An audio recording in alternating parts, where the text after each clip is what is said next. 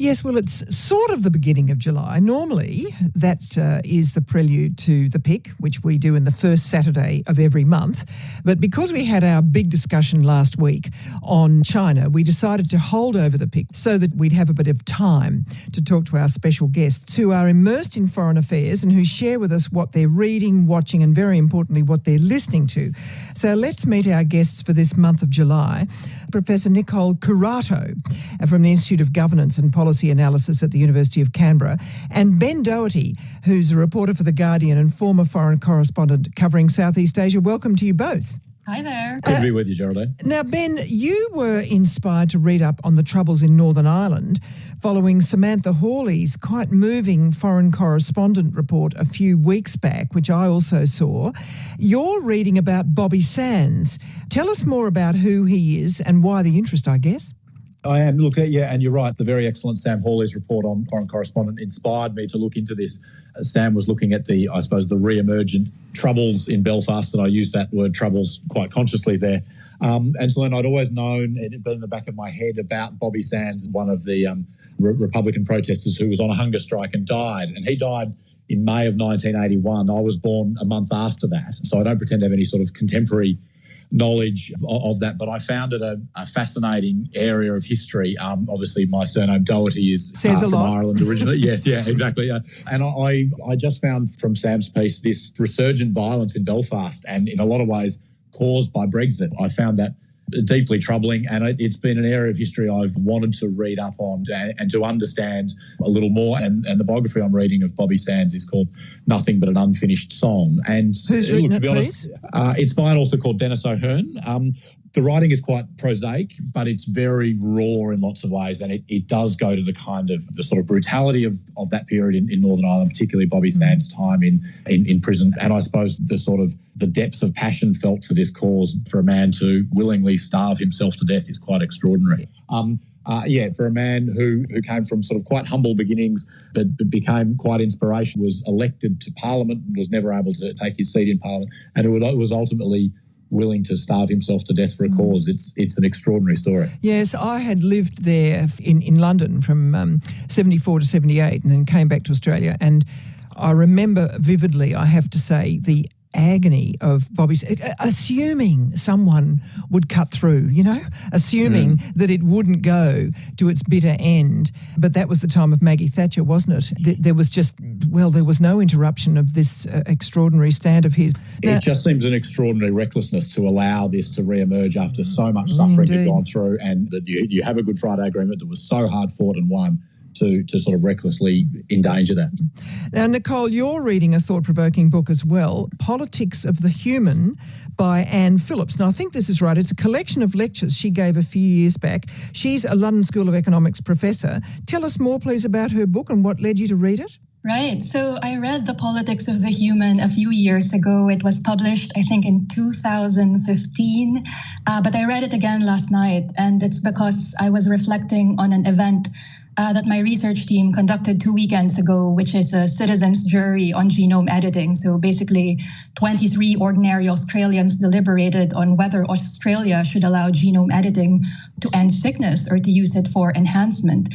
And obviously, it was a live discussion, and at the heart of it is a question of what makes us human. So some argued that we shouldn't edit our genes to eradicate sickness because suffering is part of what makes us human. So I revisited The Politics of the Human because it helped me work out my position on this debate. Anne Phillips reminds us that there is no predetermined answer about what makes us human. It is a claim that we make rather than something we uncover.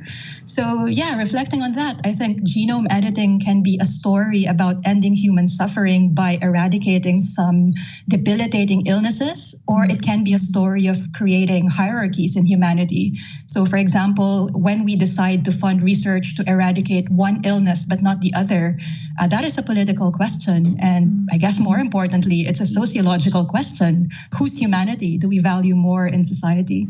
Well, that's so interesting because, again, last week we had that discussion about biomedical research and, whether you actually, I think our guest from America sort of said, you don't interfere with nature, you don't augment nature. But, of course, This is fundamentally about making choices about how you'll intervene in nature, isn't it, what you've described? Right, exactly. It's also a question of how much priority we give to our powers as human beings to eradicate what it means to be human. And of course, a lot of scientists value the advancements in genome editing technologies, but some bioethicists and even philosophers would also ask the question, but money is finite, right? State funding is finite. Do we choose to edit our genes and develop research so we can cure certain illnesses? Or should we allocate those resources to end world hunger, which is such an obvious way of human suffering? So really, it's not just a scientific question, it's a sociological question. That's why we thought it's a great idea to hear the voices of everyday Australians who have different beliefs, different scientific understandings, and value commitments on this contentious topic. So it's definitely worth monitoring as Parliament debates mitochondrial donation in the coming weeks, I think. And just quickly, that book, is it sort of accessible? Like, I mean, do you have to have a doctorate in philosophy to understand it? Absolutely not. Anne Phillips is a political theorist, but she writes in a very accessible manner. It's a very thin book. So yeah, highly recommended. Good. Okay. Now, Ben, you're a huge Ken Burns fan, as am I, the American filmmaker, whose body of work is incredibly distinctive, particularly on the American Civil War. You're again looking at his documentary, which I didn't know about, on Ernest Hemingway. Is it a warts and all depiction of Hemingway? From the outset, I am an unalloyed Ken Burns fan. I adore his work, the way he just puts everything in, every anecdote, every piece of footage, every interview answer, he finds a spot for it and he works into his narrative. And he just seems to have this sort of extraordinary passion for his subjects. I'll watch a film by Ken Burns about things that I don't really take an interest in, things like baseball that I know very little about, just because he's so detailed and so comprehensive. You marry my love of Burns with my, I'm going to say, fascination with Hemingway. I find Ernest Hemingway a hugely interesting character. And he to me represents so much about that question about separating art from artists. I think he's an extraordinary writer. I know his style is sometimes parodied, it's sort of mocked stylistically, but I think he's much more sophisticated than those who condemn him give him credit. There's a great line in this documentary about his writing's like an iceberg, 1/8 above the surface and 7/8 below, sort of thing. But Hemingway was an extraordinary writer, but was clearly, to put it bluntly, not a very nice man. He was, misogynist, he was violent, he was deceitful, he betrayed those who loved him. There was a lot to dislike about him. He was also clearly very deeply troubled. Can someone who's quite frankly awful in a lot of ways create something beautiful? What a question. Absolutely. I mean, he is a fascinating character. And how many parts? It's a 6-part series, and I mean, we go all the way back through his childhood, and it's a very interesting childhood in lots of ways. It's really interesting to compare where Ernest Hemingway came from to the sort of mythology that he then built up around himself. This mythology of the man's man, the big game hunter, boxer, warrior, drinker, lover, all of these sorts of things. But his mother used to dress him in dresses alongside his sister as a child. There's a sort of androgyny about him growing up. And there are all of these sort of, again, that iceberg. There's a lot of layers to this man, and it's not as black and white. Okay, now, Nicole, I know you're not in lockdown in Canberra, but your pick is the perfect binge for those who are, The Mayor of Easttown, with Kate Winslet in the leading role, which, of course, has had excellent reviews, even though, I assume the genre of female police detective solving crime isn't that unusual. I have to wonder whether it's the Americans trying to do what the Brits do so well. Now, is that a prejudice of mine showing out? Or probably what the Nordics are doing so well, right? Like crime novels transformed to films and detective series.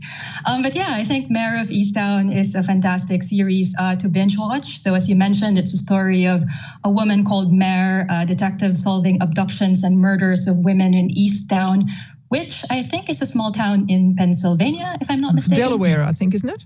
Delaware, somewhere very, very cold, I think. So I connect to that very well because of the coldness in Canberra as well. But the reviews are glowing, and I affirm these glowing reviews, though I've also started to read critical reviews. So, for example, the women killed and abducted are, spoiler alert, although this gets revealed early in the series anyway. So the women killed and abducted are sex workers. And so some television critics worry that this is reinforcing pushing a dangerous narrative that the only role for sex workers on television are murder victims. Right. So, of course, as viewers, we can appreciate and critique at the same time. You know, I started watching that, I have to confess, and I thought I'm not in a mood to actually watch something as intense as this, because I think she's brilliant. I'm just protecting myself. There's so much going on. And I go to just really much more relaxing fare, even if it's old and veg-out television. So I'm impressed you're persisting with it. Well, I had to sandwich watching the episodes with new episodes of Gossip Girl just for a palate cleanser.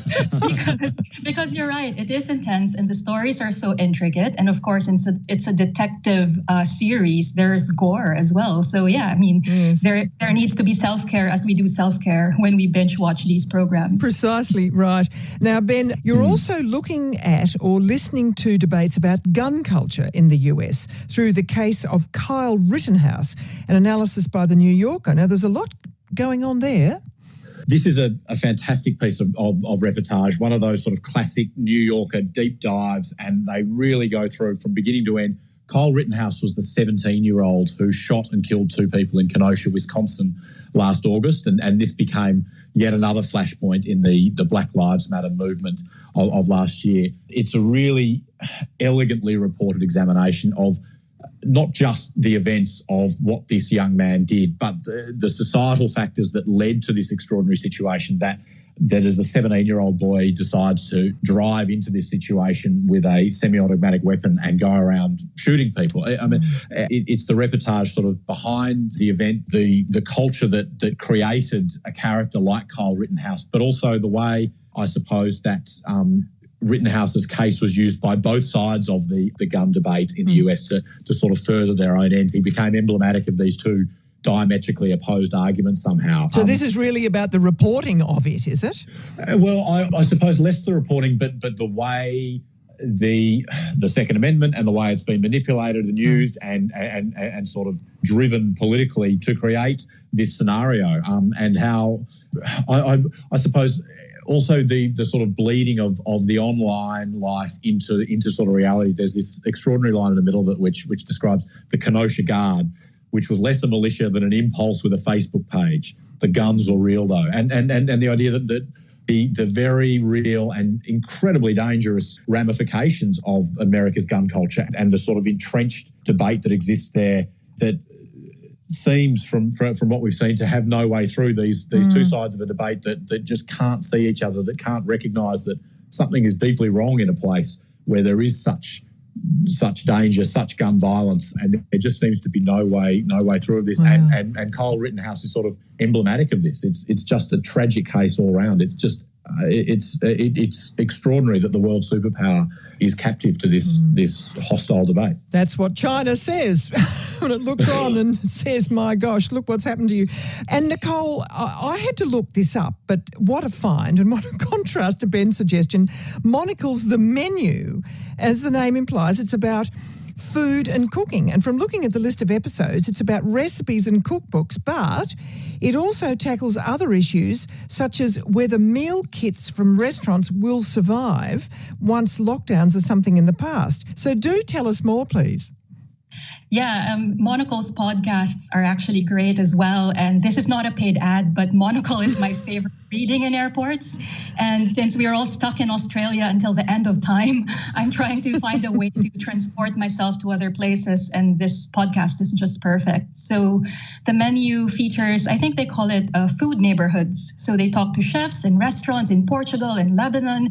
Recently, they talked to someone who talked about how to make gyoza at home. And then they pursue bigger questions as well, like how Chinese is Chinese food, or what is the root of Australian cooking? And there's a discussion about how Aboriginal people use sophisticated fish traps that predate the pyramids, or what else, or what they eat for Christmas in the Vatican. So it's really amusing. How clever is that?